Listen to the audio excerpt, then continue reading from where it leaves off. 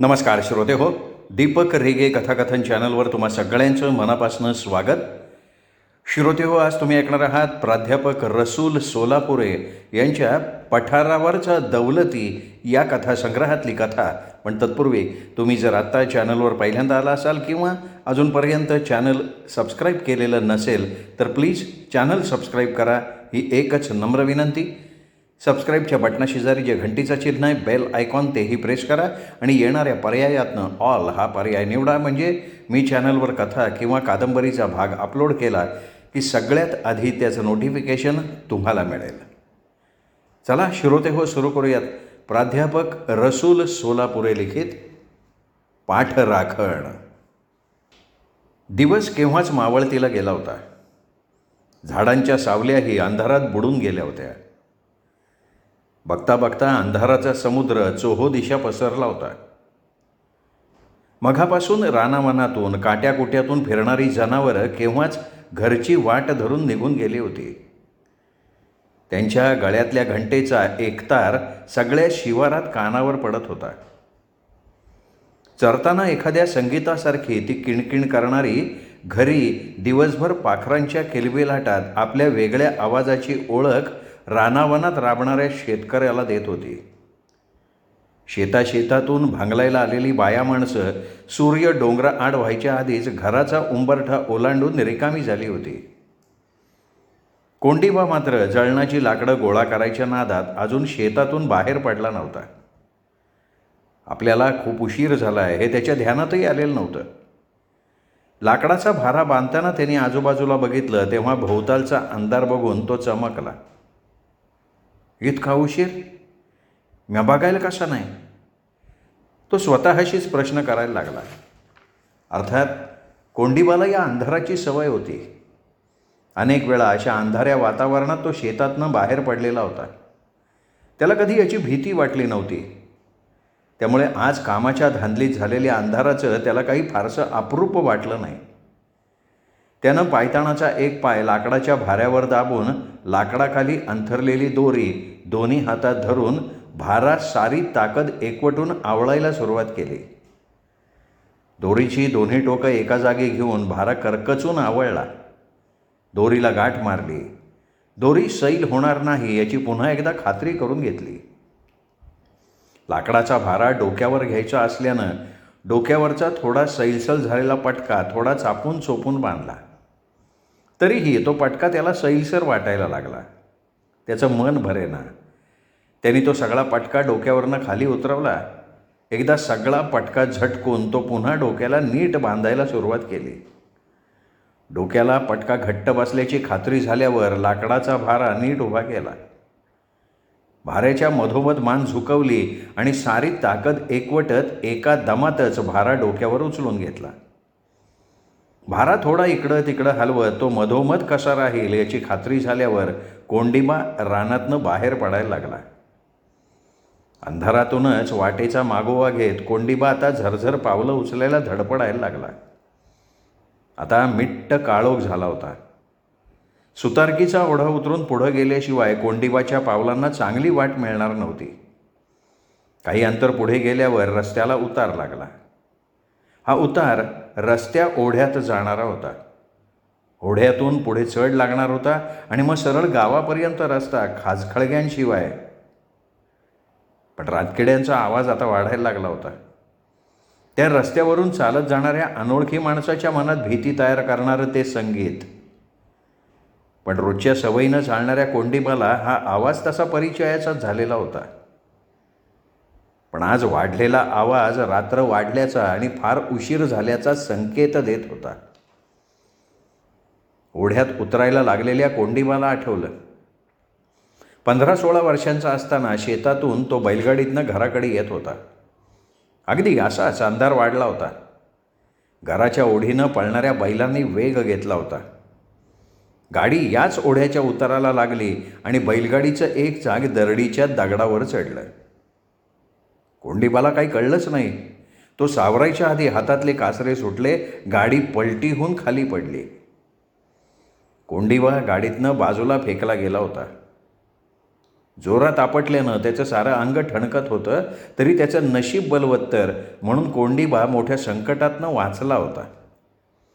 त्याचं डोकं मोठ्या दगडावर आपटता आपटता वाचलं होतं.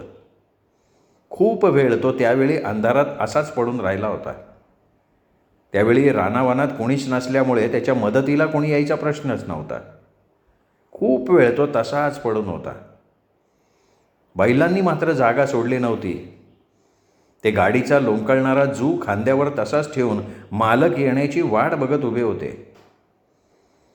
तशाच अंधारात कोंडीबानं बैलांच्या गाड्यातल्या सापत्या सोडून त्यांना मोकळं केलं. पडलेली गाडी उचलून पुन्हा उभी करणं त्याला एकट्याला शक्य नव्हतं. त्यामुळे त्यांनी बैलांसह पायातल्या वेदना सोसत घर गाठलं. जीवावर बेतणारा तो प्रसंग मात्र कोंडीबा कधीच विसरला नव्हता. सुतारकीच्या या ओढ्याजवळ आल्यावर त्याला हा प्रसंग हटकून आठवायचा. या वाटेची कोंडीबाला अंधारातही भीती नसली तरी घरी आई वाट बघत राहत असल्यामुळे त्याला लवकर घरी जावं लागत होतं. कोंडीबा घरात आल्याशिवाय ती काही खातपीत नव्हती. या ओढ्यातल्या प्रसंगाची तिला चांगलीच आठवण होती. 70 पार केलेली कोंडीबाची आई सगळी कामं करत राही. कोंडीबाच्या आवडीनिवडी जपण्याचा सारखा प्रयत्न करत राही. खरडा भाकरी कोंडीबाचं आवडतं खाणं.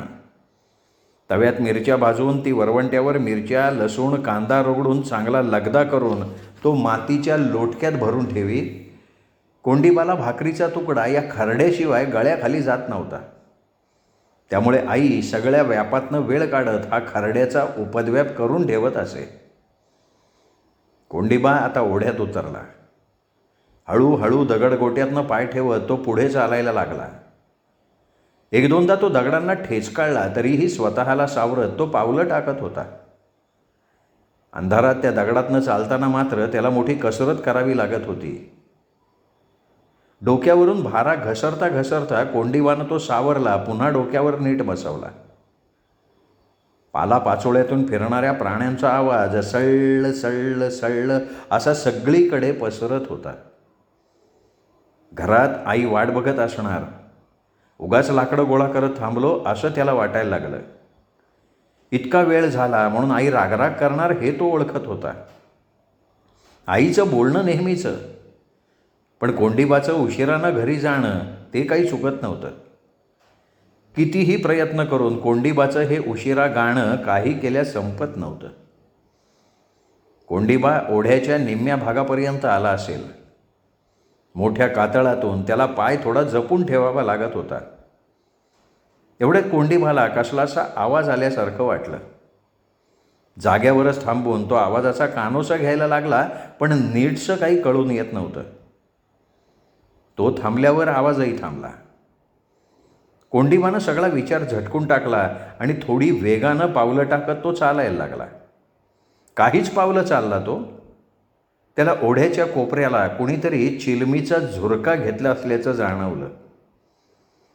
झुरका घेताना चिलमीच्या त्या लालसर विस्तवाचा ठिपका मात्र त्या गडद अंधारात उठून दिसत होता. कोंडीबाच्या मनात एक शंकेची पालचूक चुकली. इतक्या अंधारात कोण असेल हे? आणि इथे बसून चिलमीचे झुरके कसे काय घेत असेल? हे असे प्रश्न कोंडीबाच्या मनात यायला लागले. थोडाच वेळ कोंडीबाच्या मनात किंचित अशी भीतीची लकेर उमटली, पण त्याने त्या भीतीला फार वेळ थारा दिला नाही. कोंडीबा तसा धाडसी असल्यामुळे अशा प्रसंगानं तो विचलित होणारा नव्हता. अशा वेळी तो अधिकच धाडस करून पुढे होत होता. तरीही कोंडीबाच्या मनात एक प्रश्न राहून राहून उभा राहत होता. ओढ्याच्या कोपऱ्यात कोणीतरी चिलमीचा झुरका घेतोय, तर मग माझ्या मागोमाग पावलांचा आवाज कसा काय येतोय? तिथे बसलेला माणूस माझ्या पाठोपाठ कसा येतोय? असा प्रश्न कोंडीबाच्या मनात उभा राहिला असला तरीही त्यावर तो जास्त विचार करत राहिला नाही. या प्रश्नाचा विचार करत राहिलो तर मग नकळत भीतीचे वेगवेगळे क्षण मनात येऊ लागतील, या विचारानं तो त्या प्रश्नात गुरफटला नाही. ओढ्यातल्या या प्रसंगापेक्षा त्याला वाट बघणाऱ्या आपल्या आईची आठवण जास्त येत होती. तिचा तो जास्त विचार करत होता. कोंडीबावर आईचा मोठा जीव होता. कोंडिबाच्या पाठीमागे तिने लगीन करण्याचा कितीतरी वेळा तगादा लावला होता, पण काहीतरी कारणं काढून कोंडिबानं या विषयातनं पळ काढला होता. तो लग्नापेक्षाही आईच्या सेवेत काही कमी पडणार नाही याकडे जास्त लक्ष देत होता. त्याची लाकडं घेणारी काही ठराविक गिराईकं होती. कोंडिबाचा प्रामाणिकपणा बघून त्याला ती वेळोवेळी मदत करत असत. बाजारभावापेक्षाही कोंडिबाला थोडे जास्त पैसे देण्याचा ते सगळेच प्रयत्न करत. आपली बेताची परिस्थिती, यात आणखीन तिसऱ्या माणसाची भर कशाला, असाही कोंडिबा आपल्या लग्नाबाबत विचार करत राहत असे. पण ही गोष्ट तो कधी आईला बोलून दाखवत नसे. परिस्थितीचा घोर आपल्या आईच्या जीवाला लागू नये याचाही तो विचार करत राही. आईला कुठल्याही गोष्टीचा त्रास होणार नाही याचा कोंडिबा नेहमी विचार करायचा. आई हे कोंडिबासाठी सगळं जग होतं. त्यामुळे ओढ्यातल्या त्या प्रसंगातही त्याला तिथल्या भीतीपेक्षा आईची आठवण जास्त येत होती. त्यामुळे तो आता जास्त विचार करत राहिला नाही. ओढ्यातल्या त्या लालसर ठिपक्याच्या चिलमीकडे दुर्लक्ष करून तो पुन्हा पुढे पुढे चालायला लागला. पण पुन्हा पाठीमागे पावलांचा तो तसाच आवाज यायला लागला. तेव्हा कोंडिबा थांबला. त्याने डोक्यावरचा भारा खाली टाकला. एकदा अंधारातच मागे वळून बघितलं, पण अंधाराशिवाय तिथे दुसरं काहीही नव्हतं. पण या गोष्टीचा एकदा सोक्षमोक्ष लावावाच या विचारानं तो तिथे उभा राहिला होता. कोण हाय ग त्यो? झुरका घेणाऱ्या चिलमीकडे बघून कोंडिबानं मोठ्यांदा विचारलं. पण काही वेळ काहीच उत्तर मिळालं नाही. तसा त्यांनी पुन्हा तोच प्रश्न केला आणि उत्तराची वाट बघत राहिला. त्यांनी मनाशी चंग बांधला होता, आता वेळ झाला तरी पुढं जायचंच नाही. एकदा पाहून घेऊच कोण आहे ते. काही उत्तर मिळालंच नाही तर तरी त्या ठिपक्याजवळ जायचं असं त्याने ठरवून टाकलं. त्याने लाकडाच्या भाऱ्यात खुपसलेलं खुरपं बाहेर काढलं. खुरप्याची मूठ हातात घट्ट पकडली. पुन्हा तोच प्रश्न केला. त्या अंधाऱ्या शांत वातावरणात कोंडिबाचा तो आवाज अगदी दूरपर्यंत जात असल्याचं त्याला जाणवलं. आणि यावेळी मात्र कोंडिबाच्या या प्रश्नाला उत्तर आलं. अरे म्या हाय का? अरे म्या हाय म्हणतोस ते बरोबर आहे, पण तुला काय नाव बीव आहे का नाही का? कोंडिबा धाडस करत जरा दरडावून बोलल्यासारखा बोलला, पण परत काही उत्तर आलं नाही. मग कोंडिबानं आवाज वाढवला. काय बोलत नाहीस वय? बोल की का? काय बोलायचं नाही का? खुल्ल्या काळोखात बसलायस आणि विचारलं तर बोलायला बघत नाहीस वय? काय तोंड बेंड शिवलं काय तुझं द्वाऱ्यानं? अरे माझ्या नावाचं काय घेऊन बसलायसी? तुझ्या वाटावरच म्या उभा आहे. का उभारलोय ते तुला हिथं माझ्या जवळ आल्याशिवाय कसं कळणार? त्याच्या बोलण्यावर कोंडिबा थोडा वेळ विचार करत उभा राहिला. मला हा का जवळ बोलवतोय हे कोंडिबाला सुटत नव्हतं.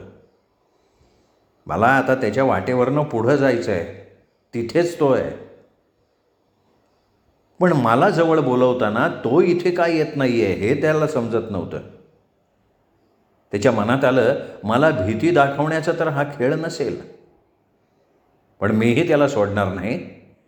तसा प्रसंग आलाच तर त्याला जाग्यावर लोळवायला मागं पुढं बघणारा माणूस मी नाही. कोंडिबा मनोमन म्हणाला. अरे कसला विचारलायस कोंडिबा? अरे तुला म्या जवळ बोलवायलो नवं. मग आन अशानं तुझं घोडं अडलंय. माझ्यावर का विश्वास नाही का? वय नाही विश्वास. असा अंधारात उभा राहून मला बोलवतो यास आणि तू मात्र पुढं येत नाहीस. म्या काय समजायचं? मला तरी तुझं हे वागणं पटणारं नाही बघ. अरे बरोबर बोलतोयस तू. म्या काय तुला जास्त सांगत बसत नाही. आता तुला माझ्याजवळूनच जायचं आहे नवं. मग इथं आल्यावर तुला समजल का म्या तुझ्याकडं याच्या अगोदर तुला इथं का बोलवतोय. वय समजलं की. पर माझं नाव घेतो यास आणि तुझं मात्र नाव सांगत नाहीस, हे कसलं तुझं गणित म्हणायचं? अरे मर्दा ये की पुढं. उगा कशाला लांबड लावत बसलाय? लय येळ करून कोंडा घोळत बसू न ग, नाही तर गुमान माझ्या वाट्यानं तुझा लांबो. हे बघ मला घराकडं जायची लय घाई आहे. माझी आई माझी वाट बघत असन. बेगी बेगी करत मला लवकर घर गाठायचे. तवा उगा इशयाला पाल लावत बसू न ग. ये हे तर माझ्याजवळ यान बोल काय ते. काय माझी वाट अडवून बसलाय तू वा. कोंडीबा आता जरा रागानं आवाज चढवून बोलला. त्याने आता मनोमन चांगलंच बळ एकवटलं होतं. काहीतरी चालबाजी असल्याशिवाय तो असा जवळ बोलावणार नाही हे तो ओळखायला लागला होता. कोंडीबा अरे पोरा कशाला उगा गोळ घालत बसलाय. हा म्या इथं उभा आहे म्हणून तर तू तुझ्या घराकडं बिनधोक जाणार आहेस. गावातनं येताना तुझ्या आईला निरोप देऊन आलोय नव. कसला निरोप आणि काय सांगून आलायस. समद खरं बोल नाही तर आता म्या काय तुला स्वाडणार नाही. अरे हेच सांगून आलोय का पोराची काळजी करू नगस म्या येतो घेऊन त्याला. म्हणजे काय सांगतोयस तू. म्या हिथं आहे मला येळ लागणार आहे हे तुला कसं समजलं. उगा काय बी बोलायचं नाही. गप गुमान सांगतोय माझ्या वाट्यातनं बाजूला हो. तुझ्याबरोबर उगा गप्पा हाणायला मला येळ नाही. ही शय वाढवत बसू न ग. तू अगोदर हेत न गुमान जा. तू कोण आहेस हे बी आता मला विचारायचं नाही तुला. चल उठ आणि इकडनं चालायला लाग. अरे पोरा उठायला म्या बसलोय कुठं. अरे तू जवळ तर ये म्हणजे तुला समजल ना समजल. म्या एवढं तळमळीनं बोलवतो या आणि तू मात्र ऐकायला तयार नाहीस. तुला आता समज कसं इसकटून सांगायचं मला बी कळना झालंय. अरे तुझ्यासाठी एवढी धावाधाव करत घेतं आलू तू मात्र माझं ऐकाय तयार नाहीस. काय करतोस बघ बाबा.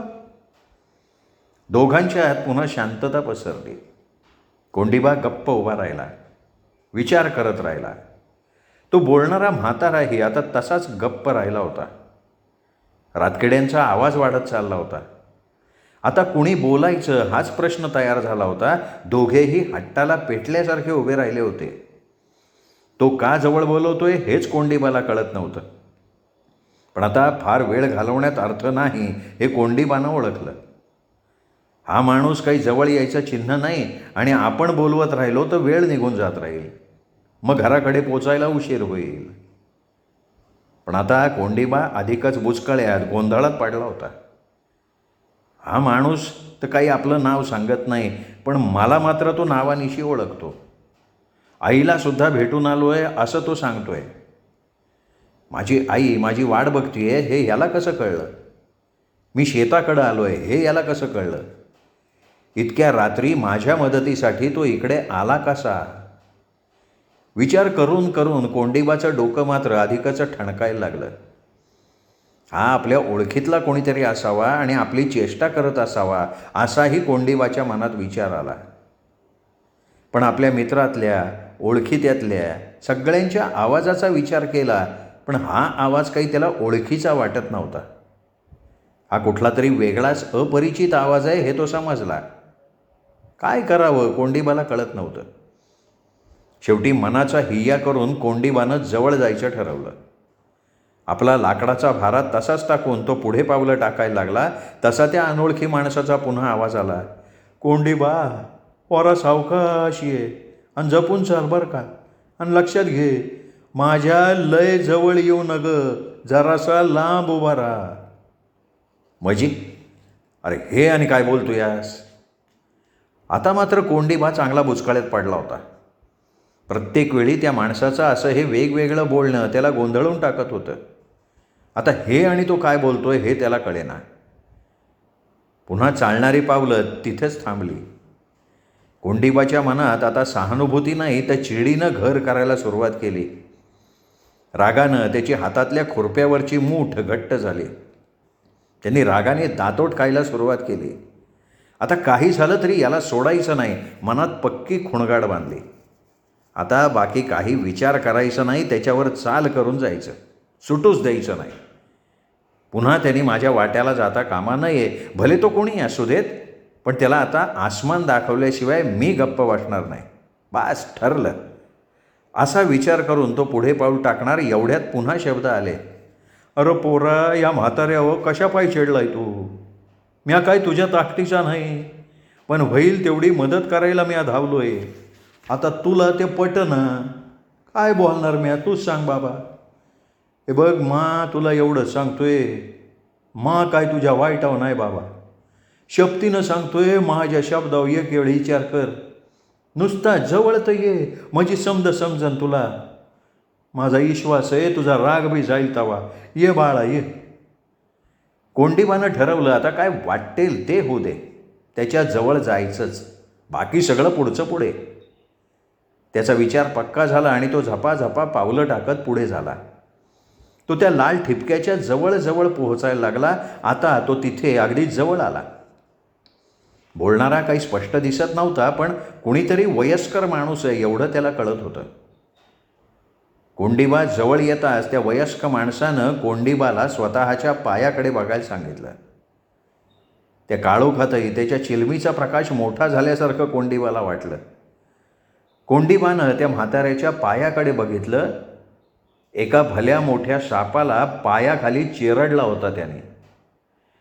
आपल्या पायात त्यांनी त्या सापाला जोरात दाबून कोंडीबावर आलेलं संकट घालवून टाकलेलं होतं. ते बघितलं आणि कोंडीबा थक्क झाला. त्याचा राग कुठल्या कुठे पळाला. हा पाठराखण करणारा कोणीतरी देवच आहे असं त्याला वाटलं. बघितलंच नवं पोरा, अरे तुझी पाठराखण करायला मी आलो होतो. आता जा तुझ्या घराकडं जा, आई वाट बघत असन तुझी. असं बोलत तो म्हातारा त्या अंधारातच दूरवर निघून गेला. कोंडीबा एखाद्या पुतळ्यासारखा जाग्यावर उभा राहिला होता.